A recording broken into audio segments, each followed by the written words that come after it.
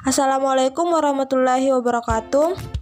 Di sini saya Nurjana dan Desni akan membawakan materi tentang marketing syariah. Kami dari Hukum Ekonomi Syariah 5D. Pokok pembahasannya itu yang pertama, pengertian pemasaran, perkembangan konsep pemasaran, sistem pemasaran, lingkup sebuah sistem pemasaran, dan terakhir yaitu sasaran atau target pasar dan produk. Baik, materi pertama yaitu pengertian pemasar. Pemasar adalah kegiatan pemasar untuk menjalankan bisnis, profit atau non-profit, guna memenuhi kebutuhan pasar dengan barang dan atau jasa, menetapkan harga, mendistribusikan, serta mempromosikan melalui proses pertukaran agar memuaskan konsumen dan mencapai tujuan.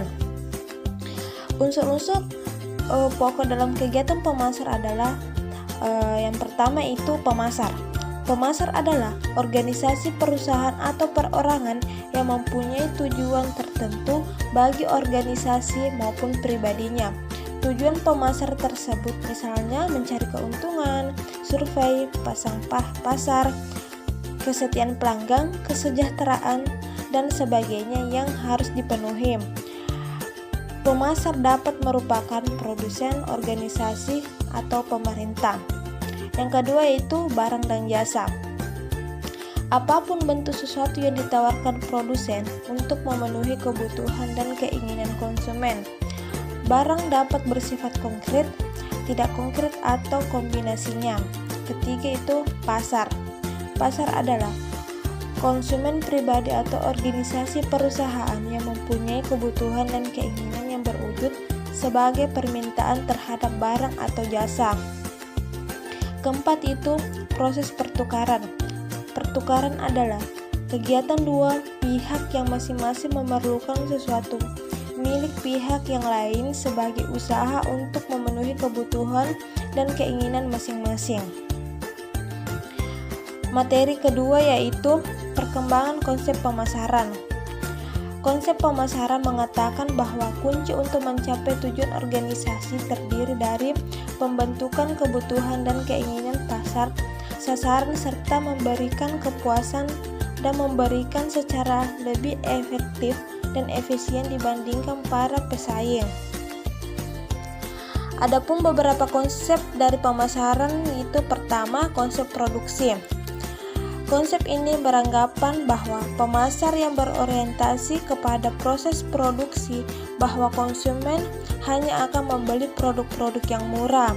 Dengan demikian, fokus kegiatan perusahaan yang harus dilakukan oleh efisiensi biaya agar dapat menjual barang dengan murah kepada konsumen.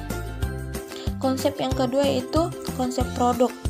Anggapan konsep ini bahwa pemasar konsumen lebih menghendaki produk-produk yang berkualitas atau berpenampilan baik.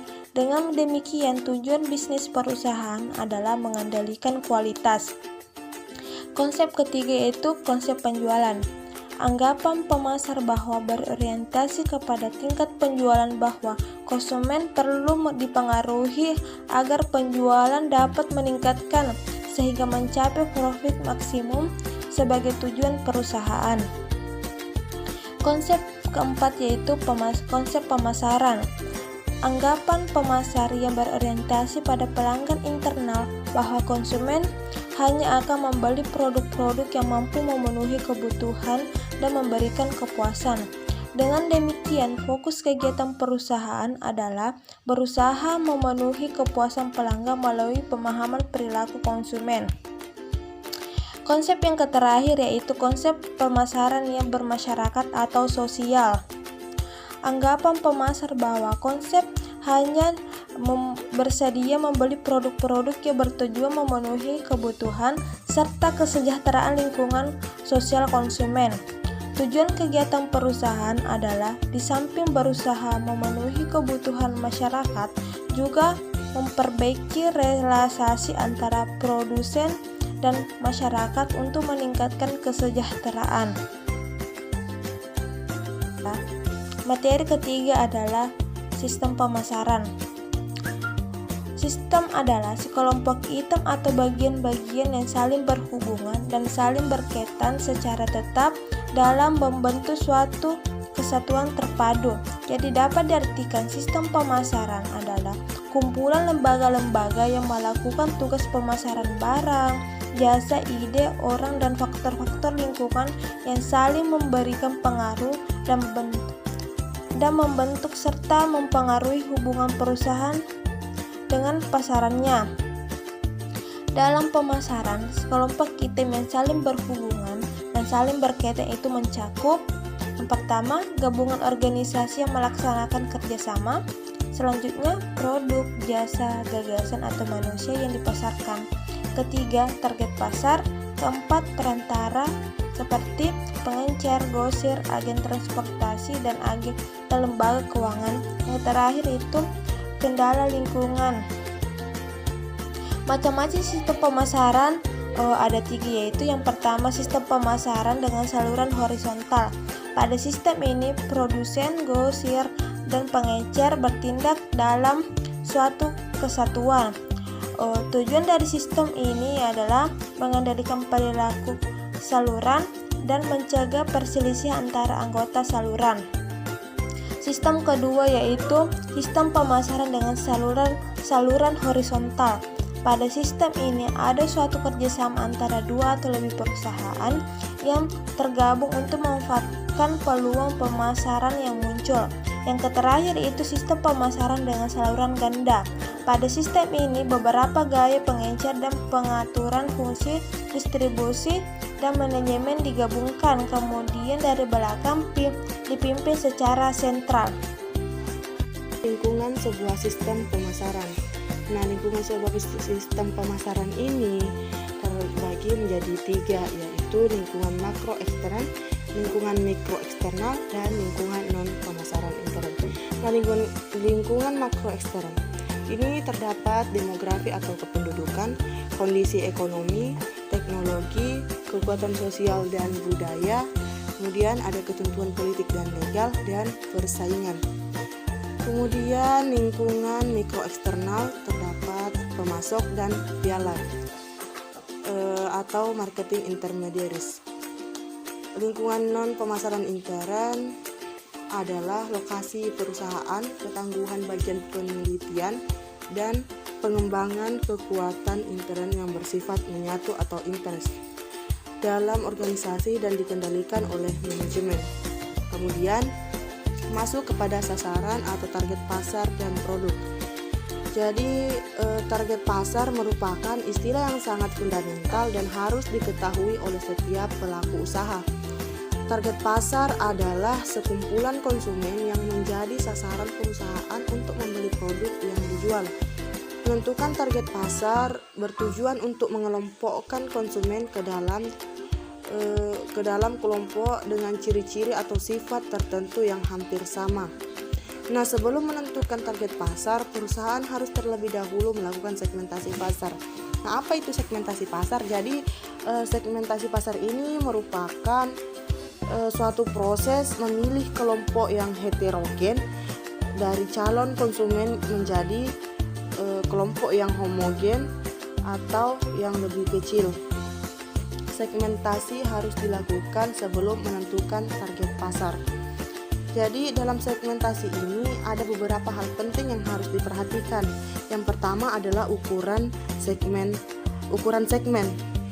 Jadi perusahaan yang besar pasti cenderung akan memilih segmen yang besar.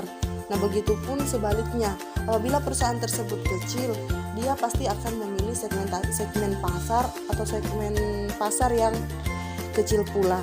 Hal ini dilakukan agar perusahaan dapat menyesuaikan target perusahaan sesuai dengan kemampuan masing-masing perusahaan tersebut.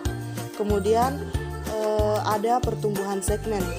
Segmen pasar bersifat dinamis sehingga sangat mungkin berubah-ubah.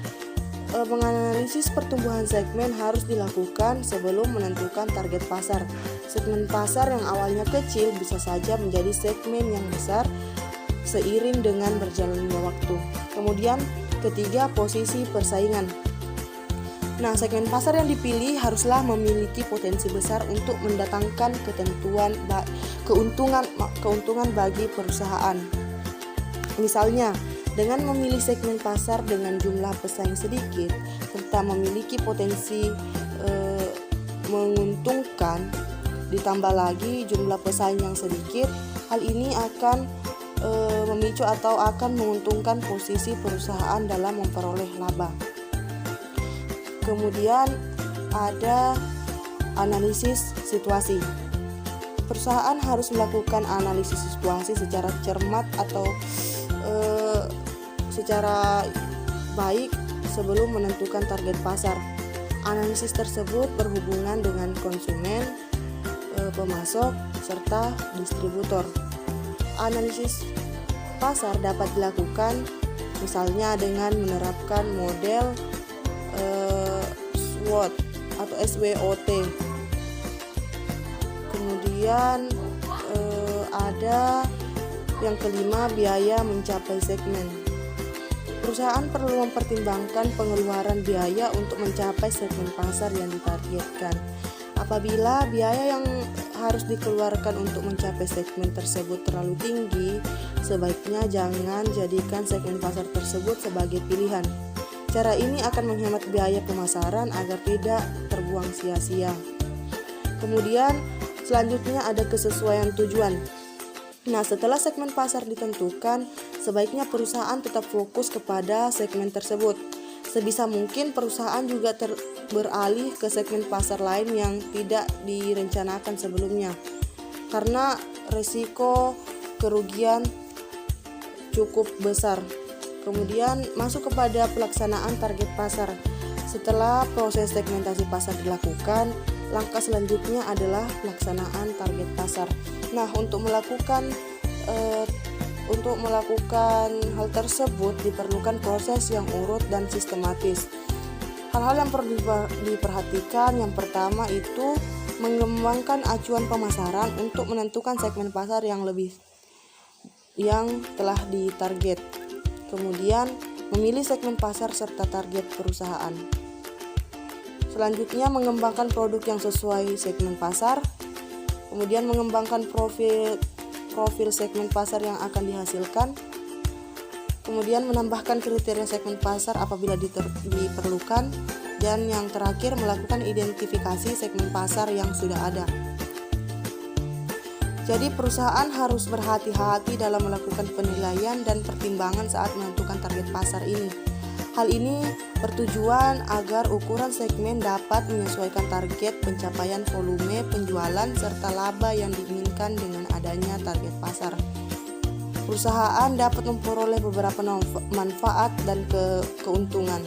Seperti yang pertama, menempatkan gagasan pemasaran dengan lebih jelas.